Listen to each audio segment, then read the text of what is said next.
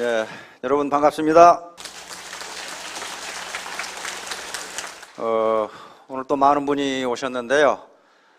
참 잘 오셨습니다.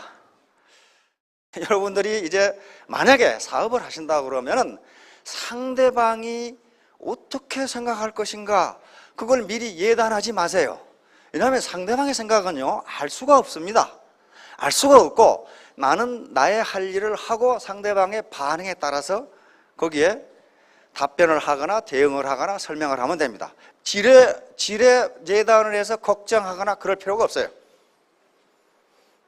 어느 회사의 김 과장이 퇴근을 했는데 이 잠잘 시간이 됐는데 잠을 안 자. 그래서 마누라가 뭐 걱정이 있어 잠을 안 자느냐, 그렇게 안절부절하고 왔다 갔다 하느냐, 그러니까 내가 박 대리한테 돈 100만 원을 빌렸는데 내일 갚아주기로 했는데 돈 100만 원이 없다 이거야. 그래서 지금 잠을 잘 수가 없다. 그 말을 들은 부인이 박 대리한테 전화를 따르릉 걸더니, 거기 박 대리님이시죠? 여기 김 과장 댁인데요, 내일 아침에 우리 남편이 100만 원 주기로 했다면서요? 그런데 지금 100만 원이 없거든요. 그래 딱 전화를 딱 걸었어요. 그리고 남편한테는 얘기가, 이제 걱정은 박 대리가 할 테니까 당신은 잠이나 자라 이거야. 괜히 나무 걱정까지 할 필요. 돈 받을 놈이 걱정을 해야 될 거 아니에요. 지금 이제 없다는데 뭐 어떡할 거냔 말이에요. 자, 지금까지 다른 네트워크 회사에서 일을 하셨거나 여러 가지 직업을, 많은 직업을 평생 해오셨는데 무지무지 힘만 들고 안 됐을 겁니다. 그런 분들은 이 고정관념을 바꾸세요. 어떤 일본 의사가, 무지하게 심심한 의사 같은데, 인간이 태어날, 한 생명체가 인간으로 태어날 확률을 계산해 보니까 평생에 이 배출하는 정자수와 난자수를 계산해 보면 50조 분의 1이랍니다. 그거 어떻게 계산하는지 모르겠어요. 그러니까 한 생명이 태어나는데 50조 분의 1이면 그 생명이 얼마나 귀한 겁니까? 이렇게 태어나가지고 고생하고 힘들고 가난하고 신경질 나고 화나고 그렇게 산다면 생명의 존엄성이 떨어지는 거 아니에요? 그러면 앞으로 이제 즐겁게 살아야 됩니다. 즐겁게 살면 일도 즐겁게 돼요. 성공에 있어서 가장 중요한 세 가지 기준이 있다고 합니다. 학자들이 하는 얘기는 먼저 셀프 안더스탠딩, 자기 이해입니다. 나는 어떤 사람인가? 그런데 통상 자기 이해부터 출발하지 않으면요, 자기를 과대평가하거나 과소평가하게 되면 그 다음 단계, 자기 수용, 셀프 액셉팅이라고 그러는데, 자기 수용이 되지 않아요. 나는 이런 사람이로구나. 자기 이해를 확실히 하고, 자기를, 내가 지금 현재 어떤 위치에 있는가, 그 다음에 그걸 받아들이고, 마지막 단계가 셀프 오프닝입니다. 자기를 개방하는 거예요. 나는 이런 사람입니다. 나는 이건 할 수 있고 이건 못합니다. 이런 단계를 거치면은 자기를 이긴다고 그럽니다. 노제 도덕경에 보면은 자기를 이기는 자가 가장 강한 자다, 이런 말이 나와요. 자기를 이기기가 어렵거든요. 그래서 여러 가지 인생 과정에서 어려운 과정 또는 실패라든가 또는 다른 네트워크 마케팅에 실패를 했던 분들은 자기를 내려놓으세요.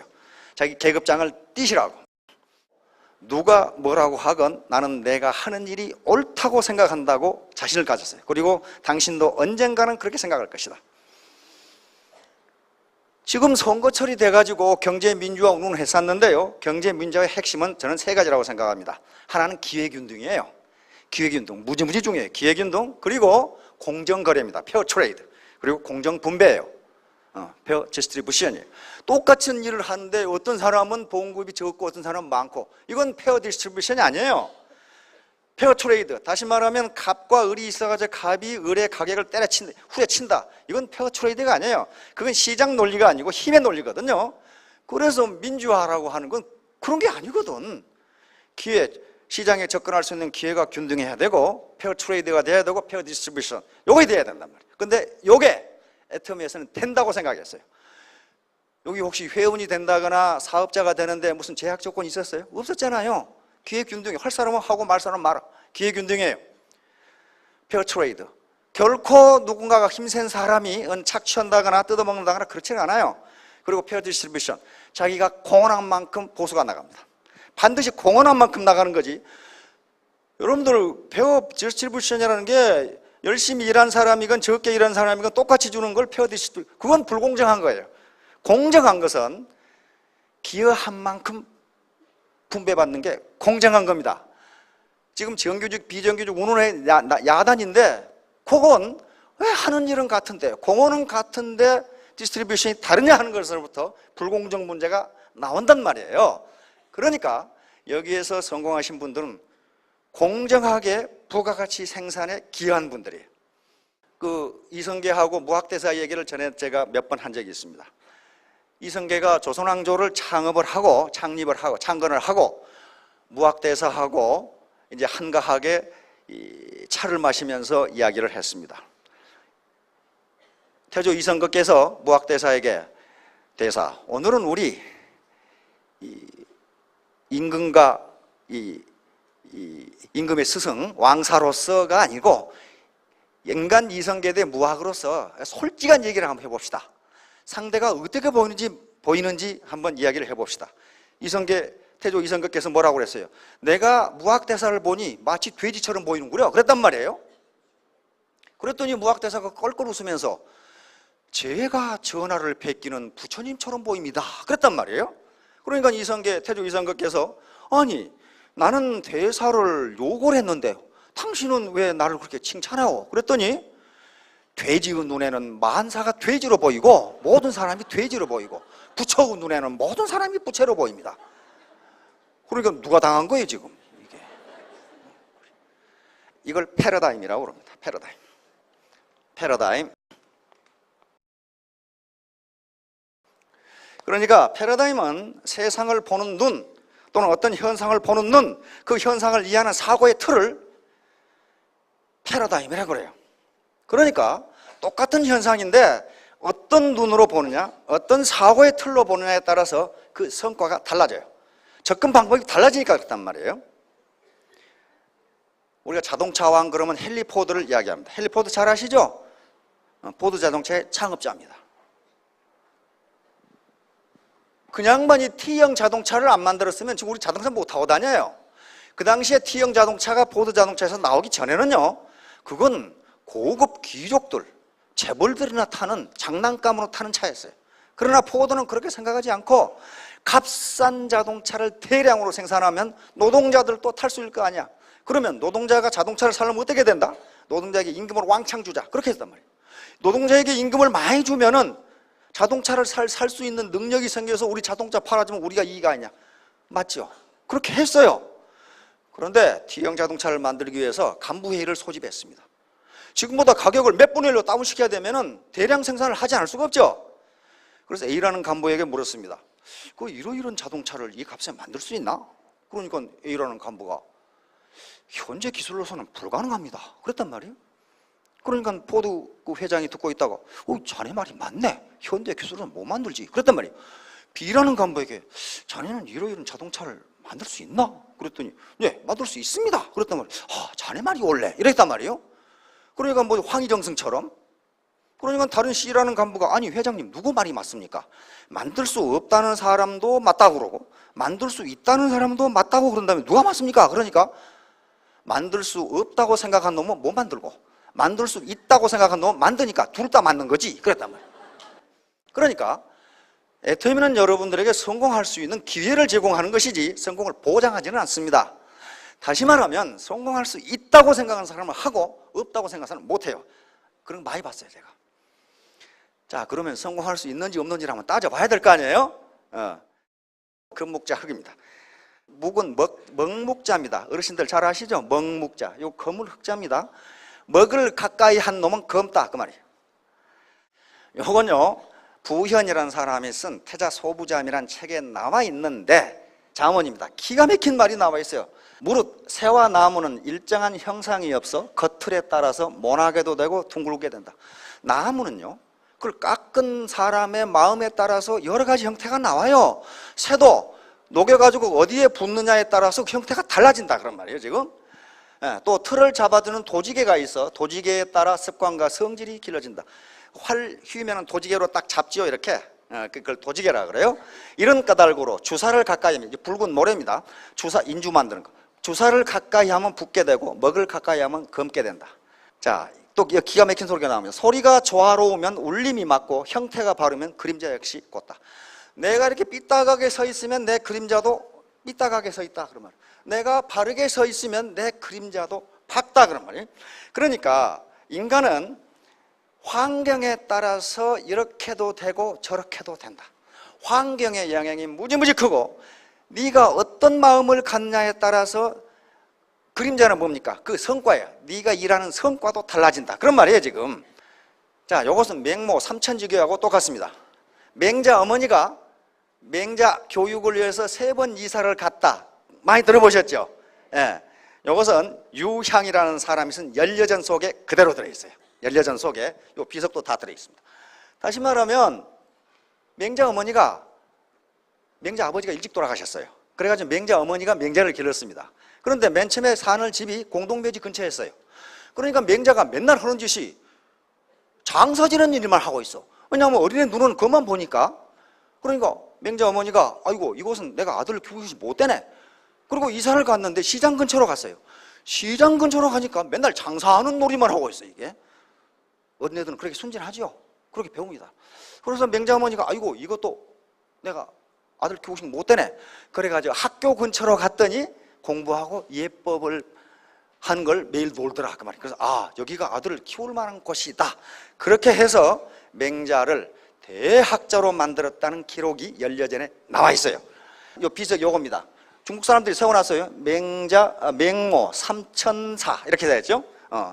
그 다음에 이게 맹자고 요 책을 쓴 유향이고 요 맹자의 사당입니다. 자, 맹모 단기. 그 열여전에 또 무슨 말이 있냐면은 맹자가 커가지고 유학을 갔어요. 유학을 간다는 게 중국은 땅덩어리가 넓으니까 스승을 찾아 공부하러 갔는데 오늘 갑자기 돌아왔어요 이놈이. 기별도 없이. 그래서 어머니가 배를 짜고 있는데 아들을 보고 그래 네 학문이 어느 정도 되느냐. 그러니까 맹자가 하는 소리가 뭐 처음이나 지금이나 그저 그렇습니다. 그러고 대답을 했어요. 그러니까 어머니가 맹모 단기라는 게 짜고 있던 배를 잘라버린 겁니다. 잘라버렸어요. 그럼 맹자가 깜짝 놀래가지고 왜 그러십니까? 그랬더니 네가 도중에 공부를 그만두는 것은 내가 배를 짜다가 배를 잘라버린 것 같아. 이게 뭐가 되냐. 그걸 보고 맹자가 크게 느껴가지고 자사는 저명한 학자입니다. 사서 중에 중용을 썼다는 그 자사, 공자의 손자입니다. 그 공자 자사를 스승으로 섬겨서 대학자가 된 게 맹자입니다. 그러니까 중간에 뭔가 그만두면 배를 짜고 있다가 배 날씨를 잘라버린 거다 같다 그 말이에요. 그게 무슨 배가 되겠냐. 아무것도 안 된다 그 말이거든요. 자, 유유상종이라는 말이 있습니다. 같은 것끼리는 서로 모인다. 같은 것끼리는 서로 모인다. 다시 말하면 그 친구를 보면 그 사람을 알 수 있다 그런 말이에요. 어떤 사람과 어울리냐에 따라서 그 사람의 인품을 판단할 수 있다. 또는 어느 곳에 무엇을 하고 어느 지역에 사느냐에 따라서 그 사람의 인품을 알 수 있다. 그런 얘기인데요. 자, 이것은 주역에 있는 말입니다. 방위유치 무리군분 기륭생이. 삼라만상은 그 성질이 유사한 것끼리 모이고 만물은 무리를 지어 나누어 살며 기륭이 거기에 생긴다. 자, 기륭생이. 다시 말하면 어디에서 누구와 친구를 이 친구를 맺고 사느냐에 따라서 기람과 흉함이 거기서 나온다. 맨 건달들이나 깡패들하고 같이 사귀면 어떡하겠어요? 그 짓하고 살겠죠. 펭귄하고 무슨 물개하고 모여 사는 거 봤습니까? 저끼리 모여 살아요. 요거 들소대인데 저끼리 모여 살고 얼룩말 저끼리 모여 살아요. 이게 방위유치입니다. 저끼리 모여 살아요. 그러니까 끼리끼리 모여 산다 그런 말이거든요. 자, 그러면 애터미는 모여 살 만한 곳인가 하는 걸 따져봐야 돼요. 무조건 누가 좋다고 하니까 하고 싫다고 하니까 안 하고 그렇게 해서는 안 되고 자기가 주체적으로 과연 여기는 모여 살 만한 곳인지 과연 이쪽 애터미 사람들은 사귈 만한 사람인지를 주체적으로 따져봐야 된다 그런 말이에요. 애터미에서는 금방 앞에 본 바와 같이 많은 성공자들이 나오고 있습니다. 지난주에 그 리더스 클럽을 창립했다 그랬죠. 1억 이상 되는 사람이 82명이에요. 가장 많은 사람은 8억입니다. 그러면 그 사람들이 오래 했느냐? 오래 하지도 않았어요. 그런데 어떻게 되느냐? 밤낮 없이 뛴 사람들이 밤낮 없이 자기를 내려놓고 뛴 사람들이거든. 그렇게 해서 성공을 했어요. 자, 그렇다면 성공자가 나오기 때문에 여기는 모여 살 만한 곳이다. 사귈 만한 사람들이다. 이렇게 우리가 판단할 수 있습니다. 자, 그러면 이제 소득 문제인데 가장 큰 이슈가 되는 게 경제 문제입니다. 경제 문제인데 아주 절망적인 토론들이 많이 나와요. 우리나라 자살률 최고라는 거 아시고 있죠? 최고에도 보통 뭐 좀 한두 배 높다 그게 아니고 OECD 평균의 10배, 10배. 10배라고. 그게 자살이 많아요. 왜 그러냐? 노후 생활 자금이 없어. 자, 그래서 지금 한국 경제 사회의 현실이 옛날에 농경시대나 산업화 초기에는요, 한 번 회사에 들어가면 정년 퇴임할 때 거의 근무했어요. 맨날 저 TV에 나오는 드라마가 뭐였습니까? 만냥과장 드라마였죠? 자기 친구들은 다 이사 됐는데 지금까지 과장인 사람, 지금 같으면 다 쫓아내버리고. 근데 그때는 아무리 과장이라도 선배 대접하면서 그렇게 정년 퇴임까지 했어요. 근데 지금은 그게 안 돼요. 안 됩니다. 정신고용 없어졌어요. 자영업의 어려움. 지금 자영업이 초토화되고 있죠.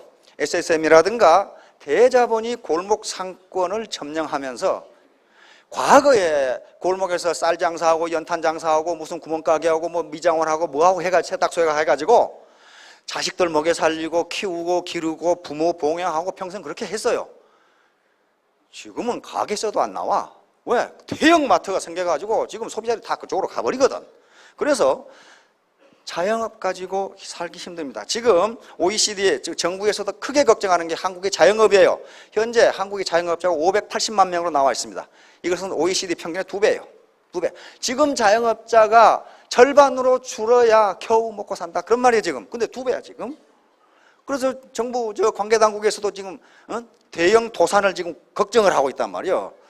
회사 지금 몇십 년 회사 생활 해가지고 겨우 집 하나 사고 이제 퇴직금 얼마 받았는데 그것 가지고는 창업이 안 되니 대출을 받아서 창업을 했는데 그게 안 된다고 말이에요. 그게. 그러니까 대형 도산이 나오는 거죠, 지금.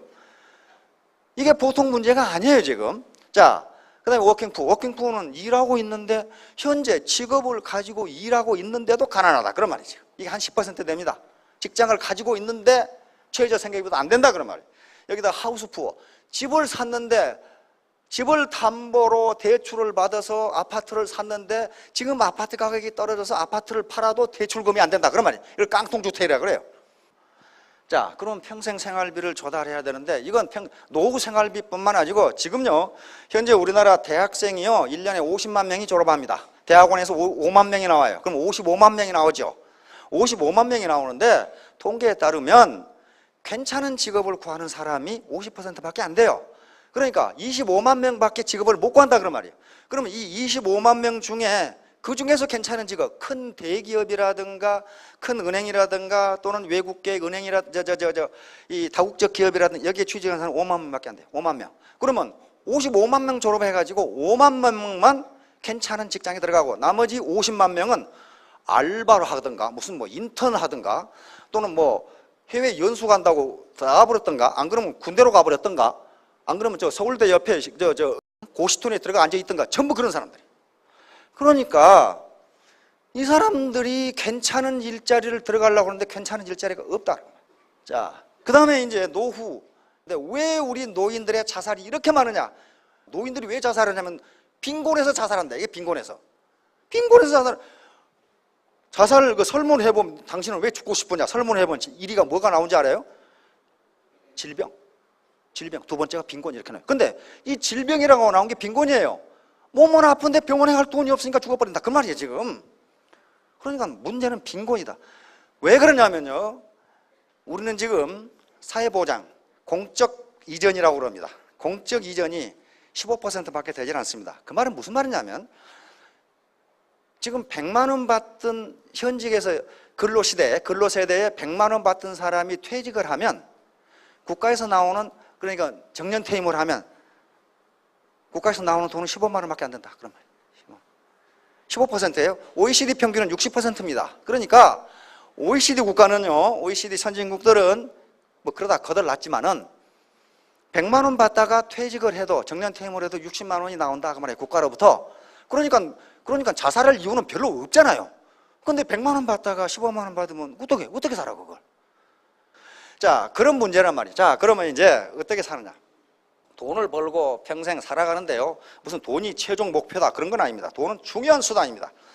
자, 소득을 올리는 방법을 노동과 소득 획득 간의 관계를 중심으로 나누면 4개로 나옵니다. 노동소득이 있고 시스템 소득이 있습니다.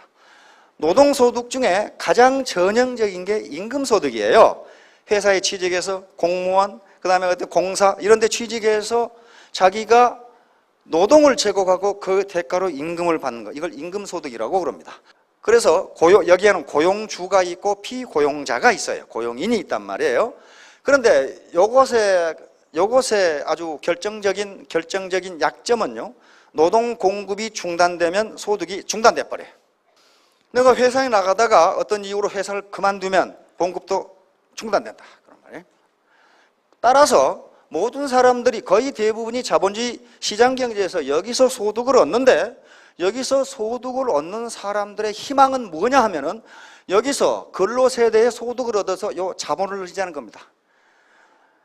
만약에 근로세대에 많은 돈을 벌어서 많은 임금을 받아서 은행 예금도 가지고 있고 주식도 가지고 있고 채권도 가지고 있고 그 다음에 부동산도 가지고 있고, 그러면 퇴직을 하더라도 요 시스템이 돌아가면서 소득이 나와요.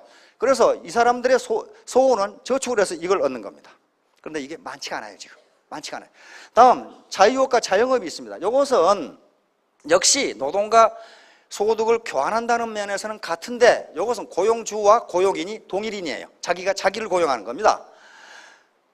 이게 개업의사라든가 변호사, 회계사, 전문직, 연예인 다 마찬가지예요. 자기가 자기를 고용하는 거예요. 그런데 이 음식점, 미장원, 지금 요런 옛날에 자영업 이런 것들이 전부 다 이런 거예요.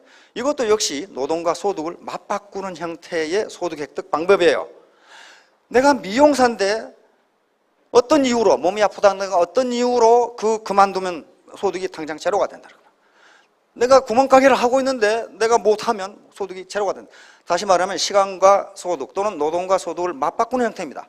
따라서 여기서 돈을 버는 사람들도 이걸 늘려서 이 4번 자본 소득이 있도록, 캐피탈 인컴이 있도록 캐피탈을 늘리려고 그래요. 자본을 늘리려고 그런다. 이 자본만 충분히 늘리면은 자본주의 시장경제 시스템이 밤낮으로 365일 일해서 자기에게 소득을 갖다 줘요. 그럼 은행에 예금이 200억이 있다. 그러면 은행 예금주가 어디 가서 무슨 병원에 앉아있건 등산을 하건 수영을 하건 관광을 가건 우리 은행 시스템은 일정한 이자를 줍니다. 그렇죠? 지금 4% 이자라고 그럽시다. 4% 이자하면 200억은 얼마예요? 200억 얼마예요? 8억이죠, 8억. 연간 8억, 월 한 7천만 원. 그럼 200억 가지면 살 수 있죠? 그러니까 혹시 일하면서 200억 정도 예금 가지고 계신 분은 집에 가만히 놓으셔도 돼요. 월 7천만 원 쓰기 힘들어요. 그런데 그게 자본이란 말이에요. 은행 예금을 가지고 있으면 그 은행 시스템이 크리스마스라고 이자 안 주는 것도 아니고 일요일이라고 안 주는 것도 아니고 1년 내내 줘요. 1년 내내. 그런데 여기에서 이걸 하는 사람이 그렇게 많지가 않아요. 물론 일부 변호사, 의사, 회계사들은 그렇게 합니다. 특히 연예인들이 부동산 많이 가지고 있죠. 전부 이 자본 축적을 하는 거예요. 왜냐하면 연예 활동을 중단하는 순간 자기 소득은 없어져요. 물론 음원이라든가 그런 게 있습니다. 그것도 뭡니까? 전부 자본이에요. 자본 속에 들어간단 말이에요. 자, 그 다음에 이제 시스템 소득인데, 이 시스템은 노동과 임금을 맞바꾸지 않는 형태예요. 자기가 노동 제공을 하지 않더라도 소득이 나와요. 그러면 시스템에는 세 가지가 있습니다. 세 가지. 하나는 자기가 시스템을 만드는 거예요. 시스템 메이킹입니다. 그건 뭐예요? 이병철 회장님이나 정종 회장님처럼 자기 기업을 만들어요. 만들어서 그 밑에 자기가 만든 시스템 속에 사람을 집어넣어서 그 사람들이 자기 대신 일하도록 하는 거예요. 그러니까 이건희 회장님이 해외에 출장 간다고 해서 월급 안 나온다, 그런 거 없어요. 자기 시스템이니까 시스템이 일을 해주는 거예요. 그런데 지금 현재 기업을 설립한다는 게 쉬운 일이 아니에요. 10억 가지고 여러분 기업 설립한다고 해봅시다. 그거요, 몇 달 안 가면 결판이 나요. 거의 성공할 확률이 힘듭니다. 10억 가지고. 자, 두 번째는 시스템을 매입하는 방법. 내가 시스템을 만들 수가 없으니 시스템 만드는 게 쉬운 일이 아닙니다. 쉬운 일이 아니에요. 경영 능력을 가지고 있어야 되고 인사 조직이라든가 그 다음에 재무 관리 이렇게 다 해야 되거든. 자, 그런데 시스템을 사버리면 돼. 그게 프랜차이즈예요. 프랜차이즈란 말이에요. 좋은 프랜차이즈를 사면은 그래도 먹고 살 수는 있어요. 그런데 그게 가격이 만만치가 않고 요즘 사기 프랜차이즈가 많아요. 어제도 뉴스 나옵니다. 그거 어느 놈이 45억 해먹고 잡혀 들어갔더라고. 전부 퇴직해가지고 특히 여성들, 어르신들 그 기자가 마이크 들이대가지고 그 뭐 때문에 거기에 돈을 넣습니까? 이자를 많이 주고 내가 자식들한테 손 안 벌리려고 했는데 이제 깡통 찼다 이렇게 나오는 거예요. 그럼 사기성이 많아요 지금. 그래서 이자를 많이 준다고 하는 데는 절대로 가시면 안 됩니다. 왜냐하면 현재 대한민국 경제에서 이 정도 선진화된 경제에서요 그렇게 일확천금할 수 있는 방법이 없어요. 지금 없습니다. 은행 이자율을 보세요. 4% 주고 5% 그러고 3% 그러는데 어떻게 10% 20%를 줍니까? 근데 사기 수법이 뻔하더라고. 처음에 1,000만 원 집어넣어. 그러면 매월 15%씩 줘. 1,000만 원 집어넣으면 왜? 다른 놈한테 받아다가 그러면 아이고 이거 정말 주네. 그래가지고 1억을 집어넣어. 그러면 그래가지고 45억 떼먹고 도망가 버렸어. 결국 잡혔더라고. 자, 그러니까 혹시 돈이 한 10억 20억 있어서 좋은 프랜차이즈를 사실 수 있으면 하세요. 그런데요 지금 우리나라의 프랜차이즈 중에 사기성 프랜차이즈가 무지무지 많습니다. 무지무지 많아요. 계속 지금 공정위에서 그리고 뉴스에 나온 게 뭡니까? 인테리어 하라고 난리 법석이잖아요. 이 지금 인테리어 해가지고 1년밖에 안 됐는데 또 하란 말이에요. 인테리어 비용 1억 5천. 그 인테리어 누가 해요? 프랜차이즈 업주의 딸이 한단 말이에요. 그런 식으로 뜯어먹어버려. 그런 식으로. 그 다음에 프랜차이즈도요 상당한 경영 능력이 있어야 됩니다. 마지막으로 자기 시스템을 가질 수 있는 유일한 방법이 네트워크예요. 다른 거 없어요. 유일하게 이 시스템에 들어와서 자기 시스템을 만들 수 있는 유일한 방법이에요. 돈 없이 만들 수 있는 방법. 그것도 반팽이도 만들 수 있다고 말이에요. 왜? 혼자 하는 게 아니니까. 이건 합심 협력이거든요. 그렇게 해서 되니까 가능해요. 그런데 여기서 시스템에 들어온다고 해서 반드시 성공하는 건 아닙니다. 왜냐하면 자기 시스템을 만들어야 돼요. 시스템의 크기와 건전성에 따라서 자기의 소득이 결정됩니다. 이제 이런 것들이 자본소득인데요. 여기서 연금도 자본소득입니다. 지금까지 자기가 근로세대 동안에 계속해서 국가나 또는 연금공단에 부었어요. 그것이 하나의 캐피탈이 돼서 나에게 계속 평생 나오는 거예요. 평생 나오는 거란 말이에요. 그렇듯이 만약에 요 애통 마케팅의 시스템에 들어와서 자기 시스템을 만들어서 소득이 연금성 소득이 생긴다면 이 자체가 캐피탈이에요. 이게 자본입니다. 이게 자본이라는 거예요. 자본은 생산성을 발휘하거든요. 생산성을 발휘하지 못하는 자본은 자본이 아니에요. 그건 자본이 아닙니다. 자, 따라서 이제 이렇게 해야 되는데 그러면 이제 애터미 사업을 하실 것인가 말 것인가를 이제 판단을 하셔야 돼요. 이제 신속한 판단과 결단을 해야 됩니다. 이게 꾸물거리다가 의사결정에서 가장 중요한 건 타이밍입니다. 타이밍을 놓치면요 아무것도 안 돼요. 군사작전에서도 가장 중요한 걸 타이밍으로 봅니다. 언제 공격할 건가, 언제 방어할 건가, 언제 어디를 칠 건가. 요 타이밍을 놓치면 죽도 밥도 안 돼요. 타이밍이 가장 중요한데, 자 그러면 뭘 보고 판단해야 되느냐. 자 요겁니다. 합법성을 봐야 됩니다. 이 회사가 합법적인 회사인가. 지금 하루가 멀다 하고 다단계 사기 먹고 그러는데 그거요 다단계 회사 아닙니다. 아니에요. 불법 회사예요. 다단계 회사 나는 이 애터미가 살아남아 있다는 게 거의 기적에 가까워요. 우리 상법에 보면요 회사 설립하는데 자본금이 얼마입니까? 최소 자본금이. 예? 회사 상법 우리 상법 공부하신 분 안 계시나? 상법에 회사를 설립하는데 최소 자본금이 5천만 원이에요. 5천만 원이라고 우리나라 기본법이에요. 상법 있죠? 상법에 회사를 설립하고 싶으면 5천만 원만 가지면 회사 설립돼요. 법적으로 회사가 된다고. 그게 공정한 거 아니에요. 그런데 다단계 회사는 그 10배 5억이 있어야 회사를 설립하도록 돼 있어요. 5억이. 이게 상당히 위헌 소지가 있어요. 기회균등이 아니에요. 그 다음에 더 기가 막힌 것은 매월 매출액의 20%를 공정위 산하 조합에 갖다 놔야 돼요. 돈을. 매출액의 20%. 그러니까 예를 들면 내가 식당 하다가 식당에 하루에 100만 원 매출했다. 그러면 20만 원을 저기 갖다 놔야 된다니까. 그걸 몇 개월 분? 3개월 분을 그렇게 해야 돼. 매월 무빙 에버리지야. 무빙. 이동. 가장 가까운 3개월 매출액의 20%를 몽땅 갖다가 놔야 돼. 누군가가 힘이 무지무지 센 사람이 있으면 헌법 소원하면 문제가 될 겁니다. 어떻게? 그러니까 그 다음에 또 더 기가 막힌 것은 매일매일 실시간으로 실시간으로 누가 무엇을 얼마치 샀는지를 컴퓨터로 공정위에 보고해야 돼요. 그러니까 여기서 만약에 중국집을 하신다면 개똥이가 1시부터 2시까지 짜장면 5,000원짜리를 먹었다, 이걸 보고해야 된다니까. 거기다가 우리 이 인터넷 쇼핑몰이나 또는 이 홈쇼핑, 거기에 물건 납품은 반품하죠. 일반 회사는 반품 기간이 14일입니다. 14일 이내에 반품해야 바꿔주든지 환불을 해줘요. 그런데 네트워크 마케팅은 그 반품 기간이 90일 그래놨어요. 그러니까 이 새끼들 하지 마라, 그 말이에요. 하지 마라. 그러다 보니까 어떻게 되느냐면은 현재 합법적으로 국가로부터, 공정위로부터 인정을 받은 다단계 회사는 70개밖에 되잖아요. 그러면 나머지는 다단계 업체가 무지무지 많은데 나머지는 뭘로 등록이 되어 있느냐? 방판업으로 등록이. 그게 3만 개. 방판업으로 등록해 놓으면 앞에 의무사항이 하나도 없어요. 하나도 없는데 하는 짓거리는 70개 중에요, 토종회사는 몇 개 안 되고 80%가 미국 회사예요.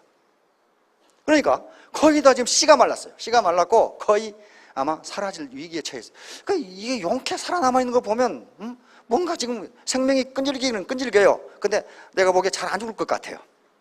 잘 안 죽을 것 같아. 왜냐하면 털어서 먼지 안 나게 하고 있거든. 안 나게 하고 있거든. 그래서 이게 기회균등이란 말이야.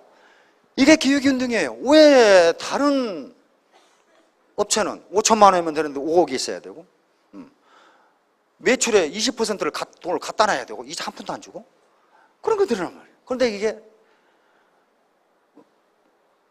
칼날 잡은 사람이 칼자루 잡은 사람한테 뭐라 할 수는 없잖아요.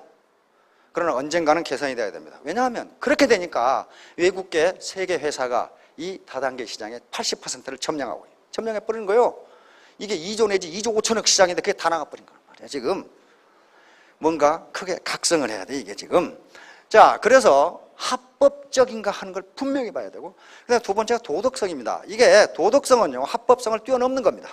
예를 들면 이 화장품요, 이거요 7만 6천 얼마에 안 팔고 76만 원에 팔아도 그거 굉장히 합법적인 거예요. 합법적인 거라고. 다 그렇게 팔고 있잖아요. 그러나 그건 도덕적으로 문제가 있어요.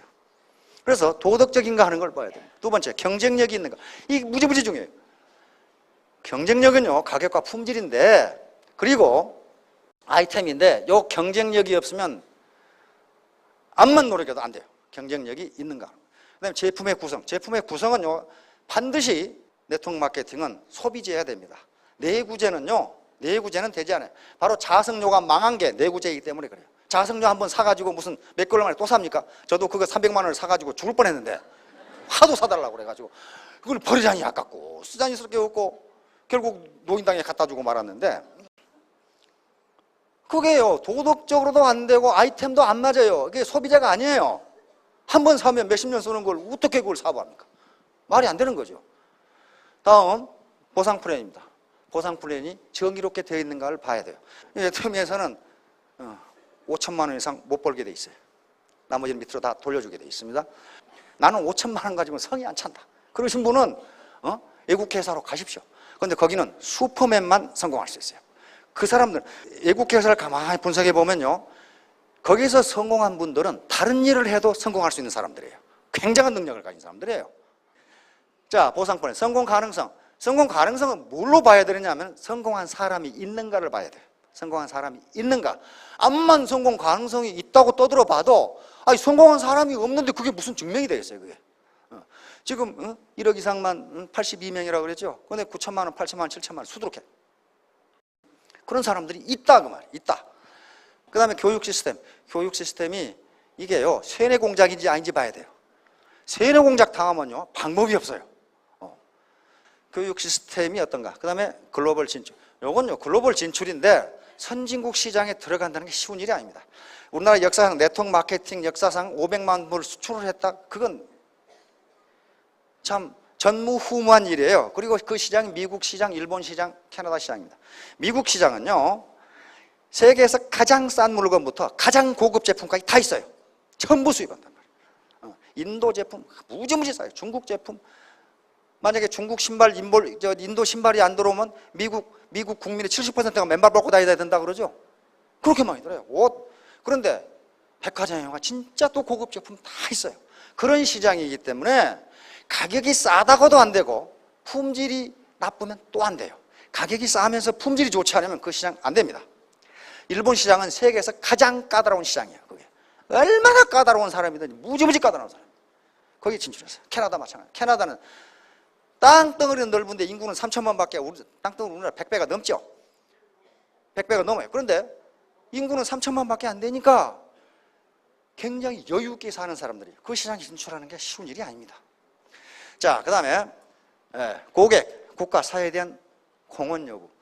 내가 하는 일이 이 사회와 다른 고객들과 이 국가에 공헌을 한다고 생각했을 때 보람이 있습니다. 사람은 돈만 쫓는 게 아닙니다. 자기가 하는 일에 보람이 있어야 돼요. 이 보람이 있는가 하는 걸 보셔야 된다. 그 다음에 경제적 자유와 상속 가능성. 내가 이 사업을 해서 내 경제적 자유를 얻을 수 있는가 하는 것도 생각해 보시다. 자, 이런 요소를 가지고 판단해 보셔서 내가 이 사업을 해도 후회가 없겠다라고 생각하시는 분은 사업을 하시기 바랍니다. 의사결정 방법이에요. 후회 최소화 메커니즘이라는 방법이 있어요. 후회 최소화 메커니즘, 의사결정의 아주 중요한 방법 중에 하나입니다. 그것은 내가 70, 80이 됐을 때 지금 내가 한 의사결정이 후회가 될 것이냐, 안 했다면 후회가 될 것이냐 하는 걸 생각해 보시라 이게. 그건 누구도 대신해 줄 수 없어요. 내가 지금 50인데 내가 70, 80이 됐을 때 지금 내 의사결정이 후회가 된다면 이걸 해서는 안 되고, 만약에 이걸 안 했다면 후회가 된다면 해야 된다. 그게 후회 최소화 메커니즘입니다. 이 그림 많이 보셨죠? 예, 이게 카이로스입니다. 기회의 신이에요. 제우스 아들인데 그리스 신화에서는요, 신이라는 게 전부 사람입니다. 인간은 이렇다 그 말이. 이게 기회의 신인데, 자, 기회의 신을 잘 보세요. 이게 지금 조각이지요. 조각인데 여기 홀랑 벗고 있어요. 이게 홀랑 벗고 있는 것은 누구에게나 빨리 발견되라고 그렇게 설명이 되어 있어요. 누구나 기회가 오면 빨리 기회가 왔다는 걸 알게 하기 위해서 벗고 있다. 그 다음에 앞에는 머리가 이렇게 긴데 뒤에는 대머리예요. 그렇죠? 따라서 기회가 자기 앞에 왔을 때 빨리 잡으라고 앞머리가 길게 해놓은 거예요. 그리고 기회를 놓친 놈이 잡으려고 보면 뒤가 대머리 해가지고 못 잡는다. 그 다음에 여기에 날개가 달려있고 여기에 발에가 또 날개가 달려있어요. 그렇죠? 이것은 기회를 놓친 놈이 아차 기회였구나 하고 잡으러 쫓아오면 도망가기 위해서 이렇게 된 겁니다. 그래놨어요. 여기 저울을 들고 있고 여기 칼입니다. 칼을 들고 있어요. 저울을 들고 있는 것은 당신 앞에 나타난 기회가 과연 당신이 잡을 만한 기회인지 저울로 빨리 달아봐라 그 말이에요. 저울로 빨리 달아봐라. 그리고 칼은 그것이 가치가 있는 기회라면 칼같이 결단하라는 의미입니다. 이게 기회의 신이에요. 카이로스라고 하는 기회의 신. 따라서 빨리 기회가 왔을 때 빨리 결단하지 않으면 타이밍을 놓칩니다. 피터 드라카라는 20세기 최고의 경영학자가 있죠. 그 양반이 경영의사 결정 중에 가장 중요한 게 뭐냐? 그건 타이밍이다 그랬어요. 타이밍이 안 맞으면 아무리 정확한 의사결정도 필요 없다. 자, 시지포스의 바위덩어리, 이것도 그리스 신화인데요. 인간의 모습을 그린 겁니다. 시지포스란 임금인데 너무 교활해가지고 신도 속였어요. 그러다 나중에 죽어가지고 저승에 가가지고 요 바위덩어리를 계속 굴려올리는 형벌을 받았죠. 그런데 꼭대기에 올라가면 어떻게 합니까? 다시 밑으로 떨어져. 그러면 또 밑에 가서 또 굴려올려. 이걸 지금 그림으로 그린 겁니다. 우리의 인간의 경제생활이 이하고 똑같다는 거예요. 한 달 내내 일해가지고 봉급 받으면 주머니가 도둑해요. 그러다가 다음에 가면 또 주머니가 텅텅 비어. 요거예요. 올라갔다 내려갔다 올라갔다 내려갔다 이러다가 평생을 보낸다. 지금 그런 얘기예요. 지금. 자, 이게 지렛대 올립니다. 지렛대는요, 적은 힘으로 무거운 물체를 들어 올립니다. 요게 요 지렛대 길이가 길면 길수록 큰 무게를 끌어올릴 수가 있어요. 그래서 여기 인생의 무게, 고액의 수당, 균형의 수당 이런 것을 혼자 하면 되지 않습니다. 여기 많은 사람이 자기 시스템을 키운다는 게 이 지렛대의 길이를 늘리는 거란 말이에요. 스폰서와 파트너가 합심 협력해서 이걸 누르게 되면 지렛대가 길면은 가벼운 힘으로도 들어 올릴 수가 있습니다. 자, 아르키미데스가 요 지렛대 원리를 발견을 하면서 뭐라 그러냐면, 나에게 충분히 긴 지렛대와 지렛목을 주면 지구라도 움직일 것이다. 아무리 무거운 것도 움직일 수 있다. 태도가 중요하다. 문제는 이제 태도입니다. attitude. 내가 어떤 태도를 갖느냐, 즉 내가 어떤 마음을 갖느냐 하는 게 가장 중요하다. 요거예요. 공마단에서 이런 거 보셨죠? 요것을 학습된 무기력이라고 학자들은 붙입니다. 요 놈이 어렸을 때에 이렇게 묶어놨어요. 튼튼하게 묶어놨어. 암만 떼려고 안 떨어져. 그런데 그러면 크면은 어떻게 하느냐? 크면은 작은 쇠사슬로 묶어놔도 이놈이 안 떼. 이거 한 번만 이렇게 하면 떼지는데. 왜냐하면은 고정관념입니다. 아, 이 쇠사슬은 내가 뗄 수 없다. 이렇게 생각하는 거예요. 이걸 벗어나는 게 이제 성공의 지름길입니다. 자, 이걸 자기 충족적 깨언이라고 그래요. 이게 하버드 대학 교수인데요. 내가 그렇게 되리라고 생각하면 그렇게 된다는 원리예요. 이것은 내가 성공하리라고 생각하면 성공하고, 아까 포드처럼 못하리라고 생각하면 못한다. 그런 얘기입니다. Attitude is everything. 폴 마이어라고 하는 사람인데요. 폴 마이어는요, 대학 중퇴 말더듬이었어요. 보험회사에 세일즈맨으로 들어가려고 그러니까 말을 더듬어가지고 57번이나 퇴짜를 맞았어요. 그런데 어느 한 보험회사에 들어가서 대성공을 거두면서 27세에 백만장자가 되고 가장 젊은 나이에 백만장자가 된 사람으로 기네스북에 올라갑니다.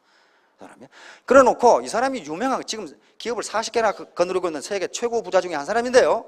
이 사람이 유명한 것은 부자가 되었다는 게 유명한 게 아니고, 자기가 그렇게 부자가 되놓고 나는 왜 부자가 되었는가를 연구하기 시작해. 연구소를 만들어. 내가 왜 부자가 됐냐 이게. 그래, 우리나라도 이거 있습니다. 성공동기연구소가 있어요.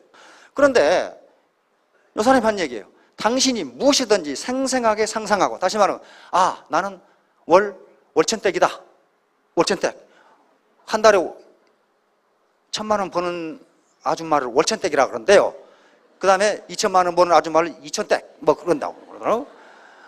그러니까 생생하게, 그냥 아무렇게나 상상하지 말고 생생하게 상상하라는 거예요. 이 사람은 자기가 부자가 돼서 이렇게 하는 거예요. 비비드리 이미징, 그랬죠? 내가 월천댁이라고 생생하게 상상하고, 남자분은 월천남이 되겠죠. 이제 열렬하게 원하고, ardently desire, 열렬하게 나는 월천댁이 되고 싶다. 왜? 자식들 교육시키고 부모님께 생활비 드리고 이렇게 하고 싶다. 효도하고 싶고 잘 기르고 싶다.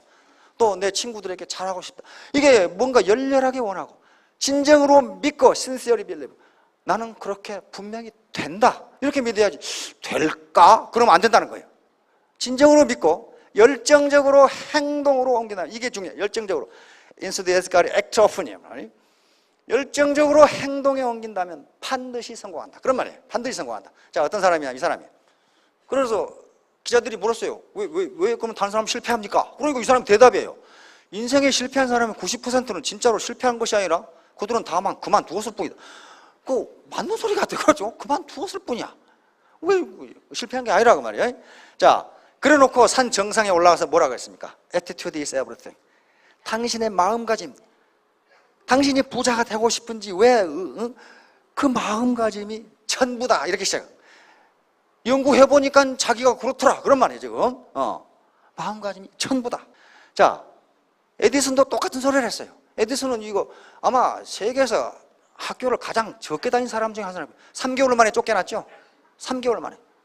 3개월 만에 쫓겨났어요. 그런데 세계 최고의 발명왕이 됐단 말이에요. 어떤 꼬맹이가 맨날 공부도 안 하고 노니까 엄마가 이 자식아 말이야 그렇게 공부 안 해가지고 무슨 사람이 되려고 그래. 꼬마가 엄마, 에디슨은 학교 안 다녔어도 훌륭한 사람 된대요.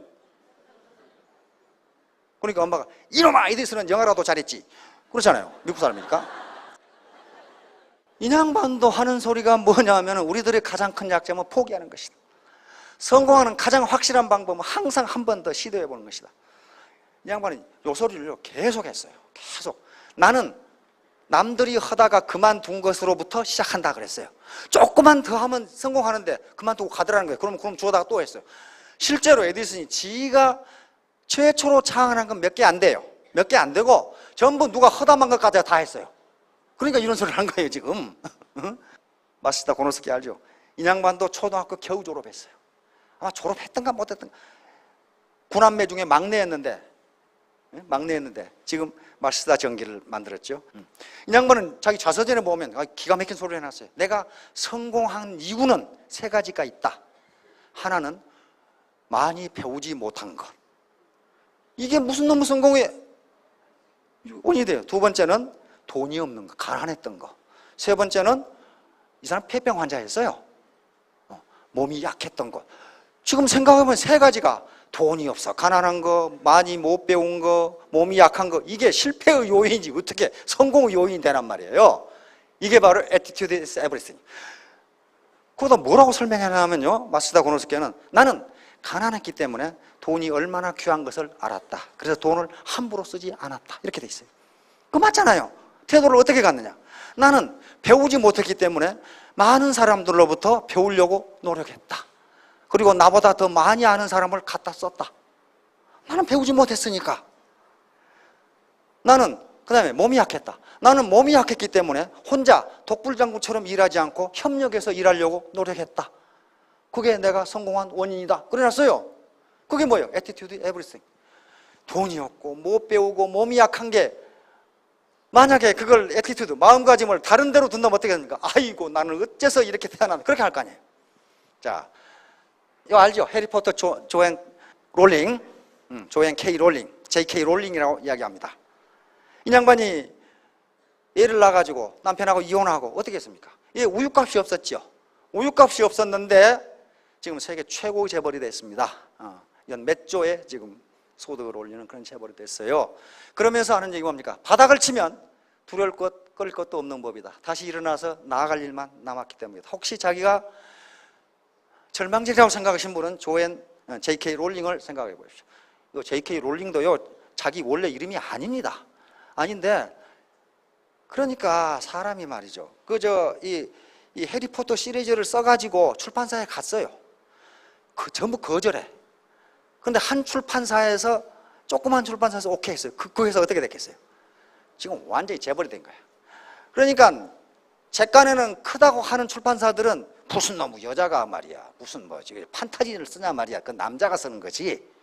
그 당시는 판타지 소설은 남자만 쓰는 걸로 돼 있거든. 그런데 여자가 쓰니까 큰 출판사에서는 다 거절.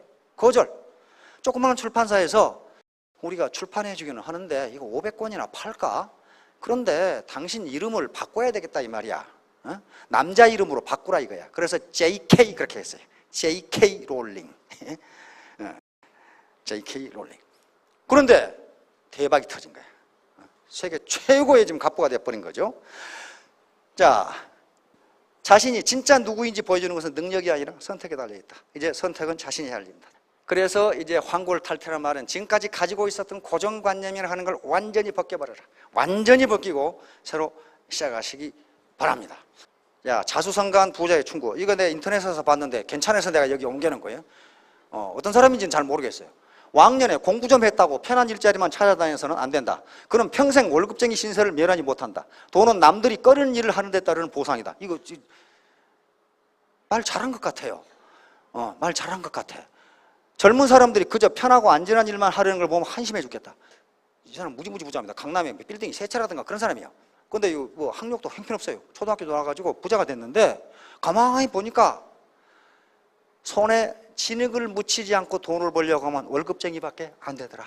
그런 얘기를 지금 한 거예요. 지금 왜 살아야 하는지를 아는 사람은 그 어떤 상황도 견뎌낼 수 있다. 니체가 한 말입니다. 프리드리히 니체가 한 말. 이 말을 바꿔보세요. 왜 성공해야 하는지를 아는 사람은 어떤 어려움도 견뎌낼 수 있다.